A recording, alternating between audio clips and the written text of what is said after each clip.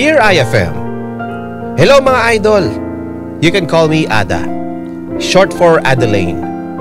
Sobrang fan ako ng Dear IFM, kaya eto, sumulat ako dahil gusto ko rin sana maging bahagi ng programa nyo. And of course, tungkol ito sa buhay pag-ibig ko. I'm in love with my best friend. Nakakatawa dahil alam ko na marami na kayong napakinggan na ganitong klaseng kwento. Pero eto pa rin ako. Gusto ko pa rin ikwento kung paano ako maging kaibigan kay Dylan.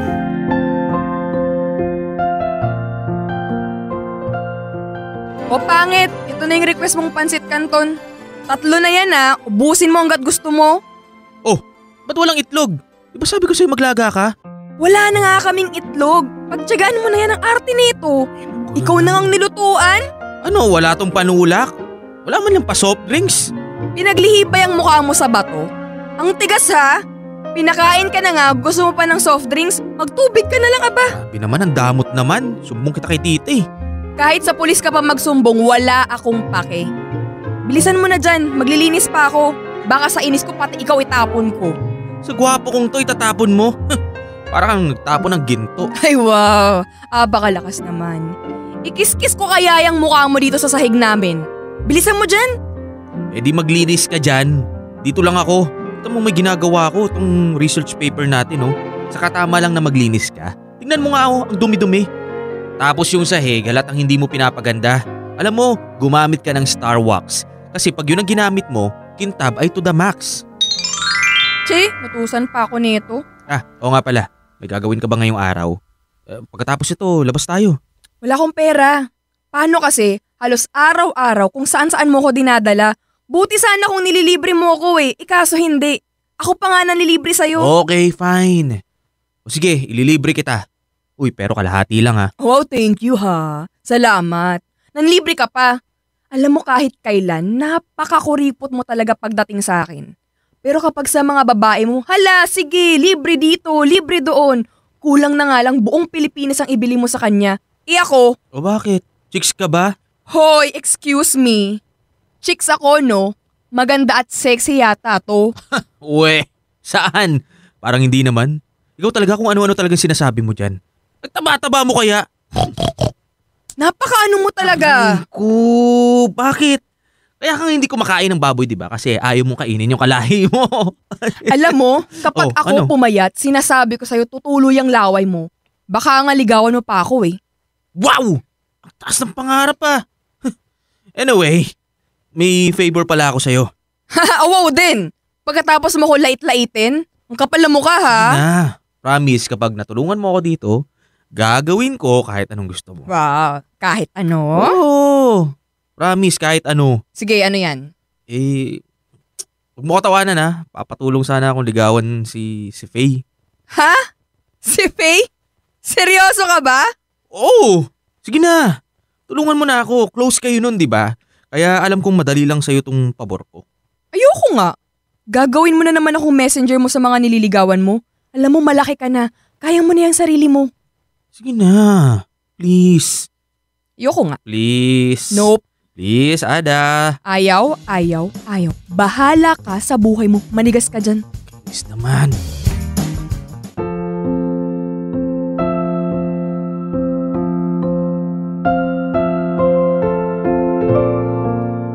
Bardagulan to the max kami ni Dylan. Asaran, laitan. Pero kahit ganon, na-inlove pa rin ako sa kanya. Kaya sa lahat ng pabor na hinihingi niya, hindi ko nagagawang humindi. Tulad na lang ng pagtulong ko sa kanya sa panliligaw kay Faye. Kahit ayoko, tinulungan ko pa rin siya.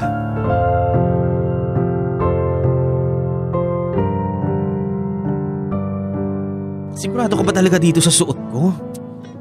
Baduyo, pink na pink ako. Mukha akong tanga dito Pink ang favorite color ni Faye. So kailangan mula taas hanggang baba, pink ang suot ko. Oo nga. Sigurado ka ba? Bakit? Nagdududa ka? Hindi naman.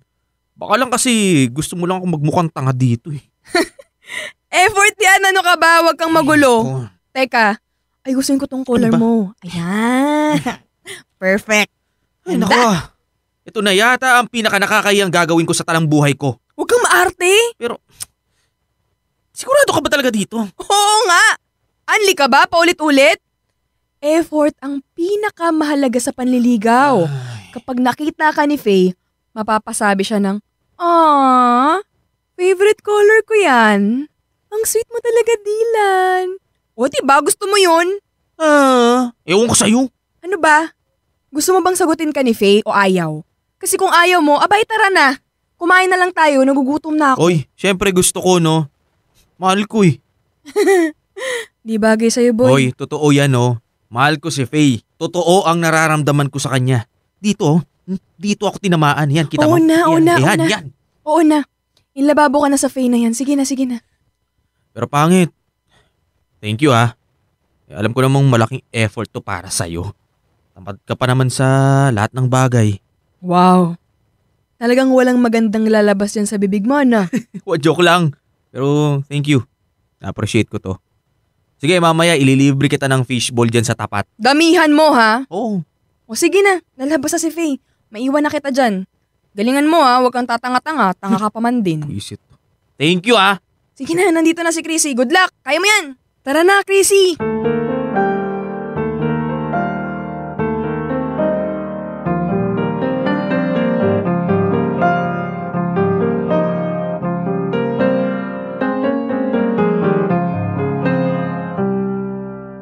Alam mo, hindi ko alam kung sino ang mas tanga sa inyo ni Dylan. Siya na nagpapauto sa'yo o ikaw na tinutulungan mo pa rin siya kahit deep inside alam kong nasasaktan ka. Oh, wow. Ang corny mo, te. Baliw ka!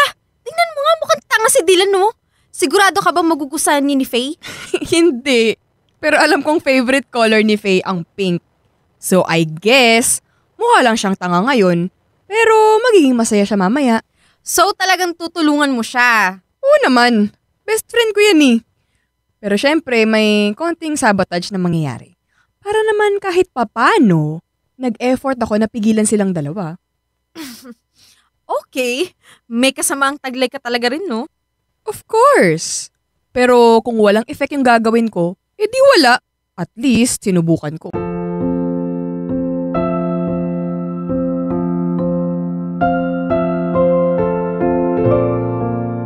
Hindi naman ako anghel para hindi mag-alak kontrabida kina Faye at Dylan.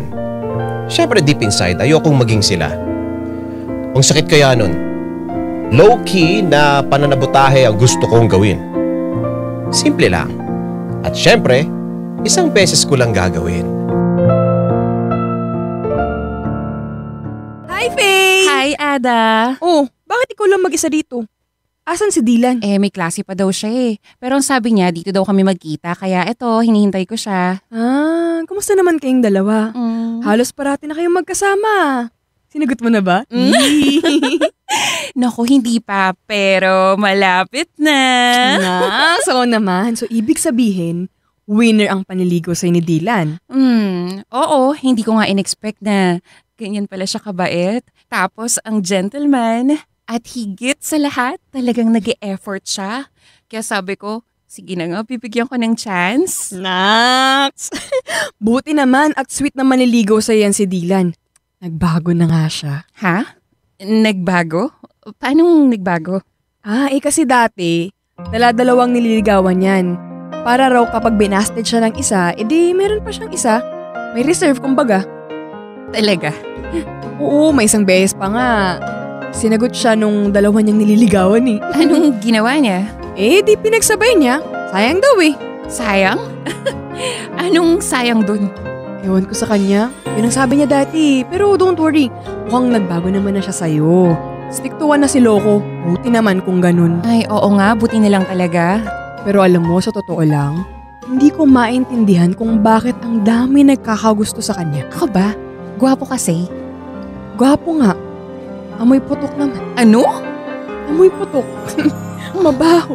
Hindi mo ba naamoy yun? Hindi. Ang bango nga niya eh. Baka marunong na gumamit ng deodorant yun ngayon. Dati kasi hindi eh. Tapos ang bilis-bilis pang maligo, wisik-wisik lang ganyan, okay na. Tapos isang beses lang yun nagtutoothbrush.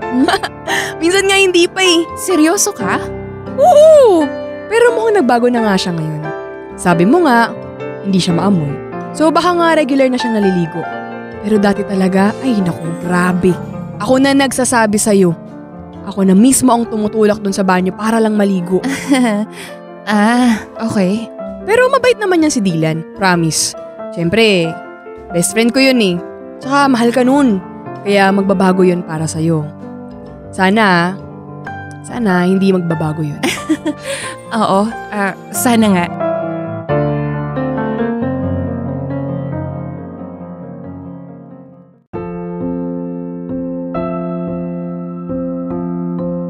Actually, nakonsensya ako ng slight sa ginawa ko kahit na sobrang simple lang naman yon. Dahil alam ko naman na very crucial ang panliligaw na kailangan lahat ng pagpapabango dapat mong gawin kung ayaw mong mabasted. Pero sa ginawa ko, feeling ko 50-50 na si Dylan kay Faye.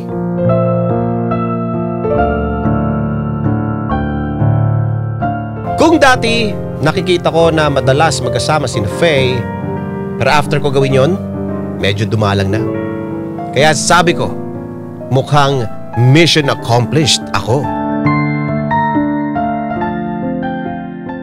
Ana! Ay, kalabaw. Hoy, ano ba Dylan? Hindi ka ba marunong kumatok? Bahay mo? Kaloka to. Isara mo nga yung pinto.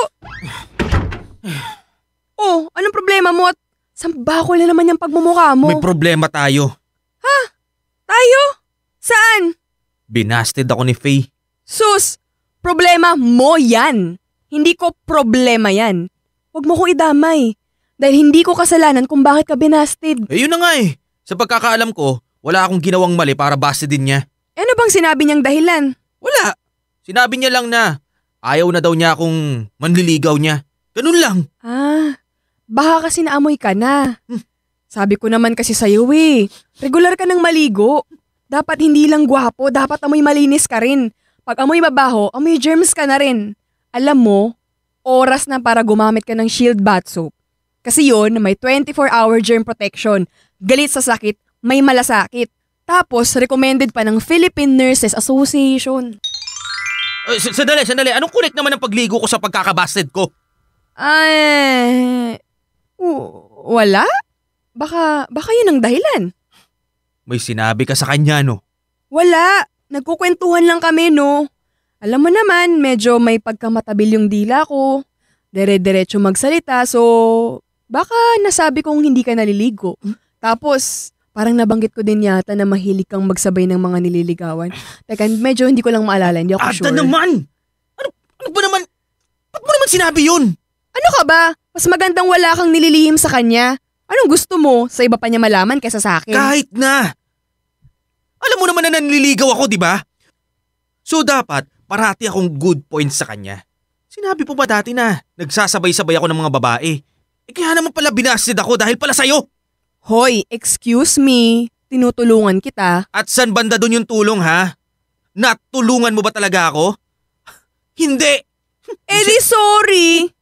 Kasi, di ba kapag mahal mo, mamahalin mo rin yung mga pangit sa kanya. So ngayon, napatunayan mo na hindi kanya mahal. Kasi, hindi niya tinanggap yung mga mali sa'yo. Hindi yun true love. Huwag ka na magabol sa kanya. Lo! Hoy! Miiyak ka? Seryoso to? Alam mo, tanga to. Hoy! Ba? Hala siya, miyak nga. Hoy, pangit. Seryoso? Seryosong umiiyak ka? Di nga ako umiiyak. Weh! Umiiyak ka eh. Dahil binasted ka ni Faye? Mahal ko kasi siya, Ada. Alam mo namang seryoso ako. Mukha lang ako naglolo ko pero mahal ko eh. Mahal ko siya. Pero, hindi ka niya mahal eh. Tingnan mo nga, may mga nasabi lang ako hindi maganda tungkol sa'yo. Umayo na siya agad. Aba, syempre. Ikaw pa namang malaman mo na yung nanliligaw sa'yo, nanloloko ng mga babae. Hindi ka ba matatakot? Sa bagay. Pero, Dylan, baka hindi kayo meant to be. I mean, di ba parang aga naman yatang masabi mo na mahal mo na siya? Totoo yun, no? Aminin ko, nung una, gusto ko lang siyang ligawan. Pero nung nakilala ko na siya, napamahal na ako. Doon ko na-realize na tama ang desisyon ko na ligawan siya.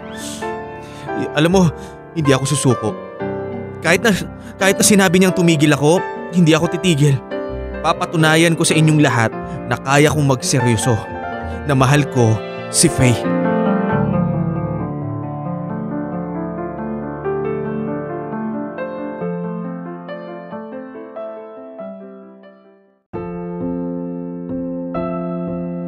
Again, dahil sa mahal ko, mas inuna ko ang kaligayahan ni Dylan kesa sa akin.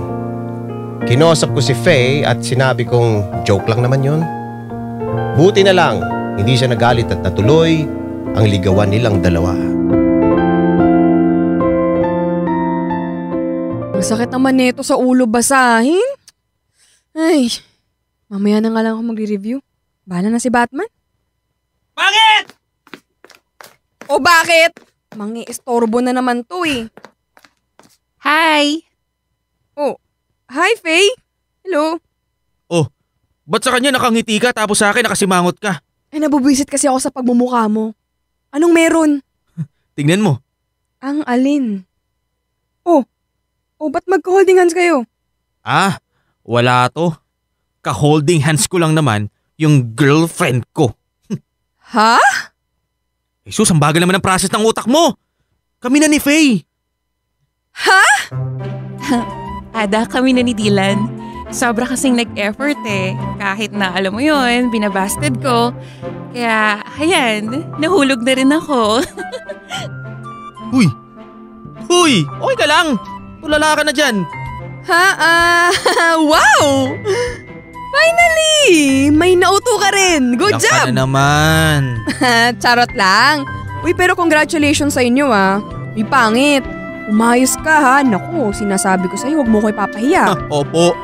At Faye, tulad ng sinasabi ko sa'yo dati, good luck.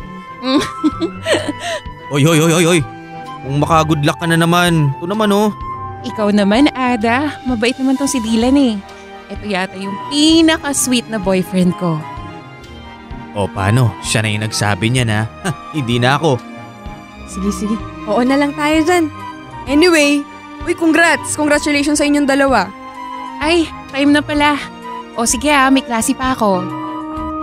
Sige, ihatid na kita. Naku, hindi na. Ako na lang. See you later ha. Bye! Bye-bye. Mwah! High five! Hanep! Akalain mo yun, nakauto ka ng ganyang klaseng babae? Idol! Grabe naman sa uto. Pero seryoso, pangit. Alam mo, masaya ako para sa'yo. Ngayon lang kita nakitang ganyang kasaya. Yung ngiting abot hanggang mata. Masaya ka nga talaga. Oo naman, naku sobra. Pero thank you sa mga ginawa mong effort para makabawi kay Faye. Kinuwento niya sa akin lahat. Kulang na nga lang daw, gumawa ka ng presentation tungkol sa akin eh. Siyempre, best friend kita eh. Talagang tutulungan kita. O sige. Since nag-promise ako sa'yo noon, kahit anong gusto mo, gagawin ko. Seryoso? Oo nga, kahit ano pa yan. Sige. Maging masaya ka na lang. Ha? Yun yung pabor ko. Maging masaya ka lang. Magpakatino. Ibigay mo parati yung best effort mo sa relasyon ninyo ni Faye. Huwag mo siyang sasaktan at lolokohin. Dahil kapag ikaw nagloko na naman, Aray ko naman. hindi na kita tutulungan. Yun lang ba yung gusto mong gawin ko? Oo naman. Mabait ako eh. Wow. Pero thank you talaga, pangit. Best friend nga talaga kita. Dahil palagi mo ring iniisip kung saan ako magiging masaya.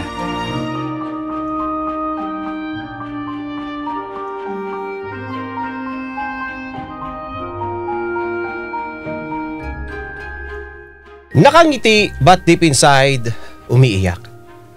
Pero dahil sa dakila akong best friend, wala akong ibang choice kundi maging masaya para kay Dylan. Maging supportive at siguraduhin na hindi niya mahalata ang totoong nararamdaman ko. Uy! Kanina ka pa tulala dyan. Sigurado ka bang okay ka lang? Hindi pa ba kita ihahatid sa mental hospital? Uy! Loka-loka. Okay lang ako. We! Alam ko kung bakit ka ganyan. Nabalitaan ko kasi na sila Dylan at Faye na. Oo nga. Ako pa nga unang nakaalam eh. So, paano na yan? Wala ka nang gagawin, ganun. Wala akong pwedeng gawin eh. Masaya siya eh. Bakit ko naman sisirain yun? So, magmo-move on ka na lang. Ano pa nga ba? Pero, hindi ko nga alam paano ko gagawin yun eh. Hindi mo talaga alam. Since first year college, in love ka na dyan sa lalaking yan. Hindi ka man lang ba amin? Ano ka ba? Ba't ko naman gagawin yun? Para lang lumuwag-luwag yung loob mo. Alam ko naman na matagal mo nang gustong-gusto yun, no? Natatakot ka lang. Hanggang ngayon pa rin naman. Pero mas lalong ayokong gawin yun ngayon. Gusto kong maging masaya si Dylan, no? Ang martir! Alam mo, umiwas ka na lang nga muna dyan sa lalaking yan para hindi ka nasasaktan. Mapapansin niya yun. Kilala ko yun eh. Kahit nagmumurahan kami nun, mahal ako nun. Bilang best friend nga lang. Kaya hindi ko pwedeng gawin yan. Ayokong mag-umpisa ng kahit anong eksena. So, paano ka nga magmo-move on? Bahala na. Hayaan ko na lang mawala. Ewan. Siguro, sasanayan ko na lang yung sarili kong maging manhid. Ay, Ada. Mahal ko si Dylan. Pero mas mahal ko siya bilang best friend ko. Ayokong magkasira sila ni Faye. Ayokong guluhin siya. Alam ko ang corny pakinggan, pero masaya ako para sa kanya eh. Kahit masakit, pipiliin ko pa rin maging best friend niya. Ganun ko siya kamahal.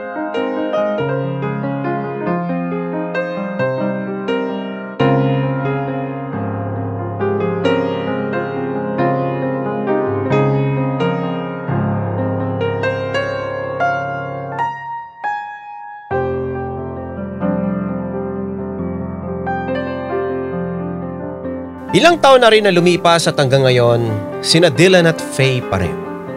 At ako, eto, single pa rin.